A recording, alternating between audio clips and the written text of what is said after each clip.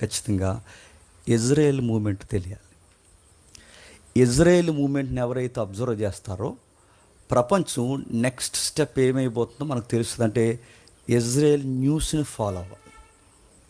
దాని మూమెంట్స్ కానీ, దాని కామెంట్స్ కానీ, దాని డెసిషన్స్ కానీ, దాని డెస్టినేషన్ కానీ, అవి తీసుకునే నిర్ణయాలు ప్రపంచాన్ని అది కార్నర్ చేస్తారు. అది అలా ఎలా అంటే బైబిల్ చెప్తుంది రాడికల్గా అనేకులకు భయపెట్టేలా బైబిల్ చెప్పిన మాట ఏంటంటే దాని వెనకాల దేవుడు ఉన్నాడు.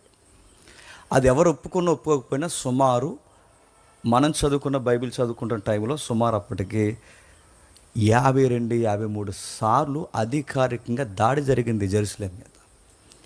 సుమారు 52-56 సార్లు దాడి జరిగింది. ఇప్పుడు పెంచుకుంటే ఇంకా లెక్కలు మించిపోయాయి.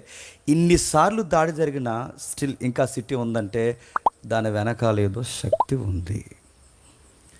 ఏం మాట్లాడుతున్నారు దీని గురించి, మీరు ఏం చెప్పాలనుకుంటున్నారంటే అసలు ఇజ్రాయెల్ వార్ అనేది ఇప్పుడు మన వరకు Hamas Israel war, Palestine Israel war, Gaza war మనం మాట్లాడుకుంటాం. ఇప్పుడు కొత్తగా ఇరాన్, తర్వాత అల్జీరియా, తర్వాత ఈజిప్ట్, ఇరాన్, దక్షిణ కొరియా, సౌత్ కొరియా, ఇలా రకరకాల ఈ దేశాలన్నీ ఇన్వాల్వ్ అవుతున్నాయి.